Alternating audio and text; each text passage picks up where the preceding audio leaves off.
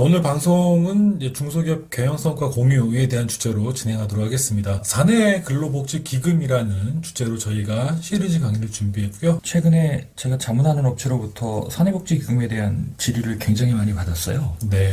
그래서 이게 없던 제도도 아니고 왜 갑자기 최근 들어서 이렇게 많이 질문을 하나 그 연유를 한번 물어봤더니 그 외부 업체로부터 기금을 활용해서 차명주식이라든가 가업승계라든가 심지어는 가지급금까지 해결할 수 있다. 만병통치약이네요. 그렇죠. 네. 이 약 먹으면은 뭐 암도 고친다라는 느낌으로 되게 당황스러웠던 게 복지잖아요. 복지는 기본적으로 CEO가 경영 성과를 분배하려는 의지 없이 물론 이런 기본적인 철학적 배경이 있다면 부수적으로 이런 효과를 누릴 수도 있겠죠. 분배에는 전혀 관심이 없는 기업들이 복지기금을 만들어서 이런 오너리스크를 일부 해소할 수 있다라는 논리는 본질을 벗어나는 그렇죠. 거예요. 네네. 그렇죠. 그러니까 연불에는 관심이 없고 제밥에만 관심이 있는 메시지로 제가 이해를 해서 종업원 복지에 대한 근본적인 어떤 그 마인드가 없으시면 관심 갖지 말라고 말씀을 드렸습니다. 그래서 이제 첫 번째 주제를 큰 틀의 이야기를 좀 드리는 게 어떨까 싶어서요. 네, 좋습니다. 기업 한자를 보시면 이제 기라는 한자에서 요 위에 사람 인자 있잖아요. 그러네, 이게 사람 인자. 사람 인이 빼지면 어떻게 되죠? 그러면 금지하다라는. 지업이 됩니다. 일을 더 이상 하지 말라는 거예요. 할 수 없다는 의미가 되기도 하고요. 사업을 하는 데 있어서 사람과 돈이 중요한데 그 중에서도 먼저 제일 중요한 건 사람이겠죠. 맞습니다. 사업이라는 건 절대 혼자 할 수 있는 게 아니잖아요. 그래서 이제 이 사람에 대한 관점을 하나의 비용으로 볼 거냐, 인건비죠. 그다음에 이거를 자본으로 볼 거냐. 그 회사가 가지고 있는 무형자산 또는 자본이 얼마냐라고 그럴 때 당당히 우리 회사의 경쟁력은 사람입니다. 제가 자본금은 얼마 없어도 우리 인적 자본은 자랑할 만큼 갖고 있습니다. 뭐 이런 답을 사실 들을 때 저도 굉장히 기분이 좋은데요. 사람이라는 개념은 이제 인적 자본 또는 인적 자산이기도 캐피탈이라고 표현하기도 하고요. 예. 그래서 사람에 대한 관점을 적어도 인적 자본이라고 생각하고 있는 기업이 복지를 해요. 맞습니다. 예, 이걸 코스트라고 생각하는 기업이 사내복지기금이라는 그런 이제 분배의 어떤 아이템에 관심을 가질 가능성은 거의 없다고 봐야 되겠죠. 굉장히 중요한 지적이네요. 인건비로 볼 것인가, 인적 자본으로 볼 것인가. 자, 인터넷에 회자되는 원래는 3대 거짓말입니다. 이게 무슨 만화네요. 예. 노처녀가 시집가기 싫다는 거하고요. 어르신이 아유 나이 들면 빨리 죽어야지. 장사하시는 분이 이거 손해보고 팝니다. 이게 이제 전통적으로 3대 거짓말인데 제가 하나 더 넣었어요. 뭐냐면 이제 사장님들이 항상 신년 되면은 어떤 이벤트 있을 때마다 회사의 주인은 여러분입니다. 예, 왜냐면 이제 주인이 여러분이라고 하면서 도대체 주인의식을 갖게끔 뭘 해줬지? 옆에 제가 간단히 적어놨지만 나눔 경영을 위해서 어떤 작은 실천을 하고 있는가. 이런 실천이 쌓여야 이게 진정성 있는 하나의 철학이 되죠. 이 철학은 기업 성장의 자양분이 돼서 근로자들의 근로의욕을 고취시키고 그 근로의욕을 기반으로 해서 기업이 성장하는데 그런 액션 없이 그냥 늘 이 회사는 너희들 거야 라고 하면 이건 뭐 단순히 서비스에 불과하지 않을까요? 그래서 저는 개인적으로 그렇습니다. 지금 당장 내가 해주고 싶은 마음이 없어서 못 해준다 하더라도 향후에 기업이 성장을 하고 성과를 내면 이 성과를 어떻게 분배하겠다라는 원칙이 굉장히 중요한 것 같아요. 하나의 청사진일 수도 그렇죠. 있고요. 그리고 이 원칙을 그냥 입에서만 나오면 안 돼요. 그 립서비스 될 가능성이 높습니다. 이거를 명시화하고 문서화하고 그리고 심지어는 이거를 정말 지키게끔 규정화하고 제도화하고 지키지 않았을 때는 이제 어떤 페널티가 있게끔 그런 식의 이제 의지를 표현했을 때 직원들이 정말 분배에 관심이 있고 그 원칙이 지켜질 수 있는 회사다라는 신뢰를 갖고 근로를 하지 않을까 하는 게 제 생각입니다. 그게 비전이죠. 그렇죠. 네. 그런 면에서 사내복지기금은 대단히 의미 있는 거예요. 내가 이렇게 분배를 하겠다는 원칙이 있고요. 그걸 기금이라고 하는 어떤 그 제도를 만들었고요. 그걸 공식적으로 국가기관에 등록을 하고 하는 거니까 이건 누가 봐도 확실한 이 회사가 의지가 있는 거죠. 더군다나 요즘처럼 젊은 세대들이 복지에 대한 니즈가 많잖아요. 니즈도 많고. 많습니다. 그렇죠. 그래서 단순히 내가 벌면은 할 거야 라기보다는 기금을 만들어서 이미 우리 회사는 하고 있어 라는 그런 이제 명확한 메시지를 주는 게 인적 자본을 확보하는데 유능한 인재를 확보하는데 상당히 도움이 되겠죠. 성과의 개념을 1단계의 성과 공유 어떻게 해야 되는지 제가 여러 번 강의 때도 말씀드렸지만 회사의 구성원은 임원, 주주, 근로자입니다. 물론 여기에 거래처 분들의 다른 많은 이해관계자가 있지만요. 근데 이 성과를 이 주주면서 보통 중소기업은 임원이잖아요. 이걸 이제 우리가 두 단어로 오너라고 합니다. 이 오너가 독식하는 구도가 돼서는 안 돼요. 오너가 보통 독식할 때 급여를 많이 올리잖아요. 성과가 났다고 임원이 다 가져가는 법이 어디 있습니까? 회사의 주인은 주주인데요. 배당을 해야 된다고 그렇죠. 말씀하셨죠. 네. 그래서 적당한 배당과 그 성과를 종업원하고 일정 부분 분배하는 제도를 시행해 나가야 된다. 이 제도라는 건 항상 제가 말씀드리지만 일관성이 있어야 되고 예측 가능성이 담보돼야 된다라는 여러 번 말씀드렸을 겁니다. 성과를 종업원들에게 분배하는 방법에는 어떤 것들이 있는지 한번 알아볼게요. 기업의 여건에 따라서 제가 제안드릴 수 있는 건 한 4가지가 있는데요. 2019년도 세법에 들어왔죠. 경영 성과를 직원들하고 함께 공유한다. 이게 성과급을 지급하는 기업들. 그 세액공제 15% 해주고요. 이번에 개정세법에서 10%에서 15%로 늘어났습니다. 5% 올랐군요. 올랐습니다. 그리고 경영성과급으로 인해서 늘어나는 소득세 50% 감면받죠. 그러니까 사내복지기금까지는 아니더라도 실질적으로 경영성과를 공유할 의지만 있다면 그 의지를 실행하는 것만으로도 기업과 근로자가 누릴 수 있는 이런 세제 지원 혜택들이 있다는 거예요. 기업이 자체적으로 복리후생 제도를 운영합니다. 근데 그 복리후생 제도는 상당 부분 사회통념상 인정되는 범위일 때는 비과세가 돼요. 그리고 아래가 되게 중요한 기업들은 연구소들이 있잖아요. 네네. 그리고 그 연구활동에서 기여도가 크신 분들은 직무활용 보상금 제도라는 게 있습니다. 500만 원까지 비과세 해주고요. 퇴직 후에 지급하게 되면 이제 기타 소득으로 소득 처분하게 돼 있죠. 자, 이런 제도들이 다 있어요. 그렇군요. 예. 근데 이제 이런 제도들보다 조금 더 복지 기능을 강화한다라고 할 때 사내복지기금이 의미가 있죠. 근데 이런 제도 자체가 아예 관심이 없거나 아예 있지도 않은데 갑자기 사내복지기금을 만든다? 제가 보기에는 이제 겨우 더 배운 사람이 곱하기 나누기 모르고 인수분해 바로 들어간다? 그런 느낌으로 들려요. 그래서 사내근로복지기금에 대해서는 약간 좀 신중하신 거군요. 그렇죠. 네. 네. 왜냐하면 이건 기금이에요.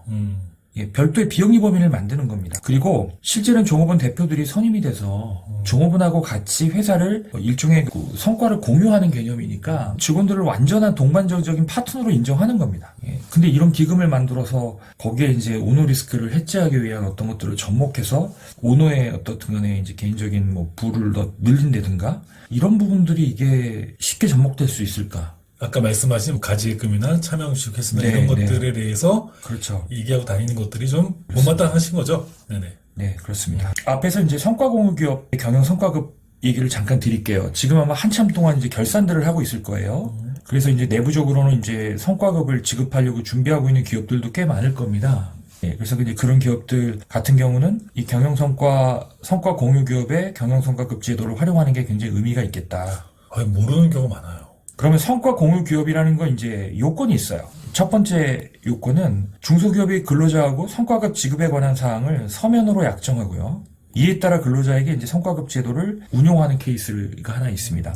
두 번째는 그 내일채용 공제라는 거 있죠? 네네. 예, 그걸 운용하는 회사도 성과 공유 중소기업에 해당이 돼요. 그 다음에 전년도나 직전 3개년도나 아니면 전체 중소기업 증가율보다 임금 수준이 상승이 됐다. 그럼 이 레퍼런스만 갖고도 성과 공유 중소기업에 해당이 됩니다. 네. 그 외에 이제 우리사주 제도나 사내복 근로복지기금을 운영하거나 스톡옵션을 운용하고 있는 기업도 성과를 공유하고 있는 기업에 해당이 돼요. 이런 기업들이 이제 경영 성과급을 지급할 때 세액공제는 15%를 받는다. 예. 근데 여기서 세액공제를 가면은 이 중복 지원이 배제되는 것들이 있어요. 그래서 근로소득 증대세제 이게 아까 그겁니다. 뭐 직전 3년 평균치보다 일정 퍼센트 이상 상승했거나 중소기업 전체 평균보다 상승했거나 했을 때 그 증가한 만큼의 일정 부분을 돌려주는 건 이거하고 중복공제 해주진 않아요. 그 다음에 고용창출투자세액공제 이건 이미 이제 고용증대세제로 통합됐는데 예전에 신청한 게 아직도 남아있는 기업들. 그래서 웬만하면 이제 우리 보통 고용하면 고용증대세제잖아요. 네네네. 예, 이거하고는 중복해서 받을 수 있다. 이렇게 이해를 하시면 될 겁니다. 근로소득 증대세제와 고용 증대세제는 좀 다른 건가요? 다르죠. 이건 근로소득이 늘어난 거고요. 고용증대세제는 이제 뭐 청년이나 이런 일반 상시 근로자 수가 늘어났을 때 뭐 한 명당 뭐 1,100만 그렇죠. 원 이거 말씀하신 예, 거죠? 그렇게 주는 거죠. 네. 다만 이제 모든 고용에 대한 세액공제는 항상 근로자 수가 유지가 되거나 늘어나야 돼요. 감소하면 받지 못한다라는 것을 이해하시기 바랍니다. 그리고 이거는 임원들 대상으로 하는 게 아니에요.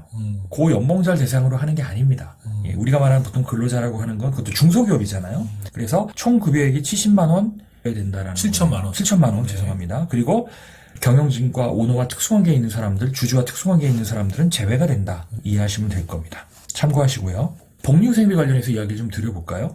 복리후생비라는 거는 사실 이제 중소기업에서 복리후생비로 회계 처리하는 거에는 뭐가 있을까요, 소장님?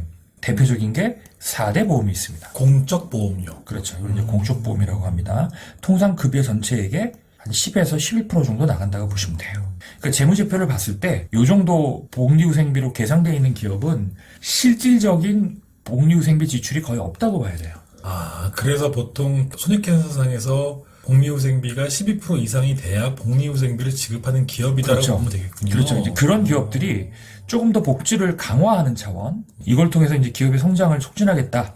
복지라는 게 아예 그냥 지금 제로인데 갑자기 기금을 만든다? 쉽지 않아요. 그 동기 자체도 그 순수하게 직원의 복지를 위해서 기금을 만들겠다고 생각하기도 쉽지 않고요.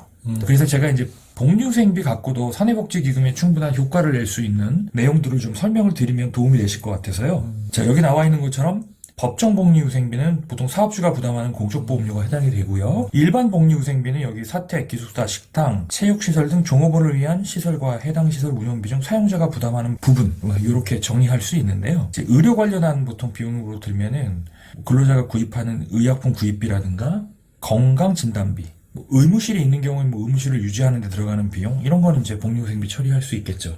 근데 여기서 건강진단비도 사업주가 법정으로 해야 될 것들 있잖아요. 네네. 예, 그런 것들은 또 좀 달리 해석될 수도 있습니다. 그 다음에 이제 직원들의 친목 활동하는 경우, 경조 관련한 비용들, 그 다음에 이제 소모품 관련한 비용들, 피복비, 소모품비, 여직원 복리후생 목적의 자동 판매기 무상대여, 이런 것들, 다과비, 그 다음에 식사 관련한 비용은 여기 나와 있는 것처럼 잔업, 휴일근무 등에 따른 식사비나 간식비 정도, 그 다음에 직원들에게 식권을 발행하고 요금을 회사가 부담하는 경우, 단체보험 들어주는 거라든가, 포상금 지급하는 거, 학자금 지원하는 거, 그 다음에 회사가 부담하는 일부 음식비나 숙박비 정도 내용을 좀 구성할 수 있습니다.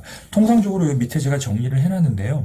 법정 복리후생비를 포함해서 총 인건비의 20%가 넘지 않는다. 20%가 넘어가면 이게 이제 종업원 복지를 위해 썼다기보다는 오노의 사적 비용이 복리후생비로 변칙 처리됐을 가능성이 높다라고 이제 과세당국은 본다는 거죠. 그리고 내가 썼다라고 복리후생비가 아니라 모든 복리후생비는 지급 규정을 표준화하고 서면화하고 규정이 돼 있어야 된다는 거예요. 지급 대상자 간에 사회적 통념상 타당한 범위 내에서 차등화가 인정이 된다. 오너의 자제분들만 특별히 혜택을 받는다든가 특정인만 혜택을 받는다 이런 건 안 돼요. 그렇다고 모든 전 직원이 모두 다 균등해야 된다는 거 아니에요. 직급별로 근속별로 어느 정도 차등화할 수 있는 정도인데 사회적 통념상 범위 안에 있어야 된다는 거죠. 근데 어느 기업이 이런 제도를 다 운영하고 있어요. 근데 실질적으로 말씀드린 것처럼 근로소득으로 보아 원천징수 대상 되는 복지후생비도 상당히 많이 나가고 있어요. 이런 기업들은 이제 사내복지기금을 운영하면 상당히 유리하겠죠. 왜? 사내복지기금에서 나가는 거는 세금을 낼 필요가 없는 경우가 많아요. 그리고 세금을 내더라도 이제 그 증여세를 내는 거기 때문에 유리하죠. 근데 전혀 지금 활용하고 있지 않은데 사내복지기금을 운영할 필요가 뭐가 있을까요? 이게 쟁점이네요. 세무상 쟁점. 사용자가 근로자에게 사회 통념상 타당한 범위 내에서 지급한 경조금은 복리후생비로 회계 처리하고 근로자에게는 근로소득으로 보지 않음.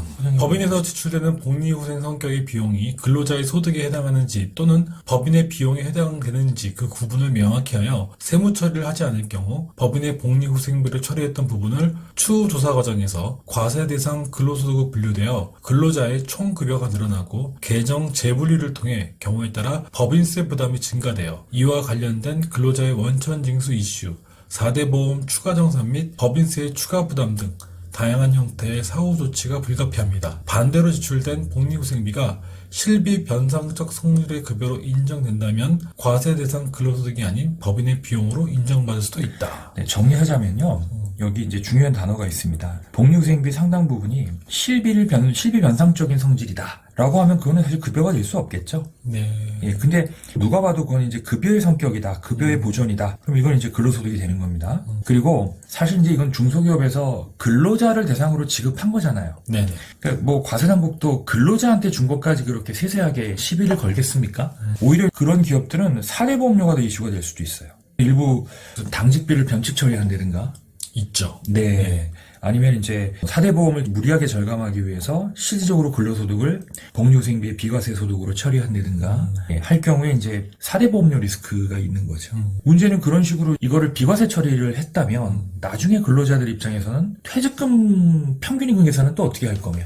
줄어들 수 있으니까. 그렇죠. 네. 그래서 그런 것들이 다 이면적으로 합의가 되고 그래서 개인적으로는 세금 리스크보다는 노무 리스크에 더 가깝다고 봐요.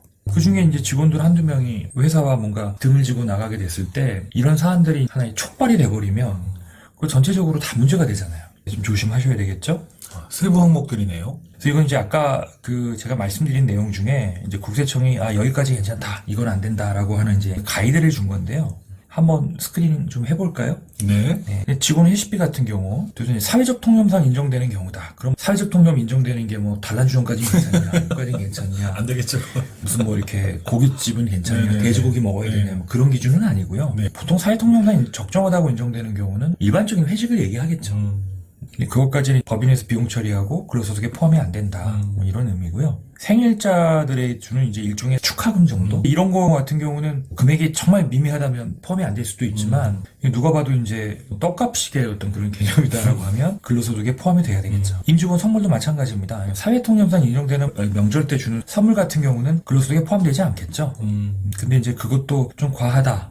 그러면 그것도 당연히 근로소득에 포함이 될 겁니다. 그래서 모든 사항들이 다 사회통념상 인정되는 범위예요. 그러니까 이걸 법으로 딱 얼마까지다, 어떤 물품이다라고 정하진 않았어요. 그러니까 이거는 이제 보는 사람이 보기에 좀 과하다 싶으면 이제 문제 삼을 수 있다, 이렇게 보는 겁니다. 학자금 같은 경우 한번 좀 보실 필요 있을 것 같은데요. 네. 학자금은 당연히 이제 근로소득에 포함이 됩니다. 소득세법에서 제외하게 돼 있는 학자금들이 일부 있어요. 어떤 건가요? 뭐 예를 들어서 직능개발교육. 그건 이제 회사가 이 사람 직능개발이 필요해서 이제 돈을 대준 거잖아요. 그런 거는 이제 제외인데, 뭐 본인이 자기 개발하기 위해서 받은 거라든가, 뭐 자녀 학자금 이런 건 다 근로소득에 포함이 되겠죠.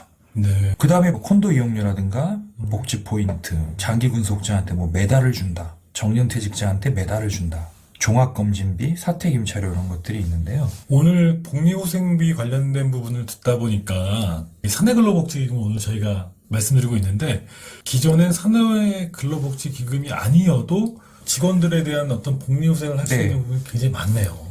의지만 있으면은 비과세로 네. 사회통념상 인정되는 범위 내에서 종업원 복지를 위해서 기업이 지출을 할 수 있고요. 그렇게 지출한 비용은 법인에서 당연히 다 비용 처리 받고요. 근로자들도 비과세 혜택을 받아요. 근데 지금 아까도 이제 말씀드렸지만 뭐 사내복지기금도 마찬가지입니다. 기금에 출연할 때 법인세 인정받고, 또 기금을 통해서 근로자들이 여러 가지 혜택을 받을 때도 비과세예요. 근데 이제 사내복지기금이라는 건 별도의 법인을 만들어서 많은 어떤 그 관리에 대한 어떤 부담이 있다는 거죠. 그래서 아까 좀 말씀드린 것처럼 기존의 복리후생 제도를 이용하고 있는데, 복리후생 제도를 좀 더 강화하고 복리후생의 어떤 그 내용을 좀 더 풍성하게 하기 위해서 조금 더 공신력 있는 그런 이제 기금을 활용하겠다라고 했을 때 이제 의미가 더 있는 거죠. 오늘은 경영성과 공유에 대한 내용을 살펴봤고요. 특히 복리후생비에 관련된 부분들을 집중적으로 안내를 드렸습니다. 다음 시간에는 사내근로복지기금에 대해서 한 걸음 더 들어가서 강의를 진행하도록 하겠습니다. 자, 오늘 방송 감사합니다. 네, 고맙습니다.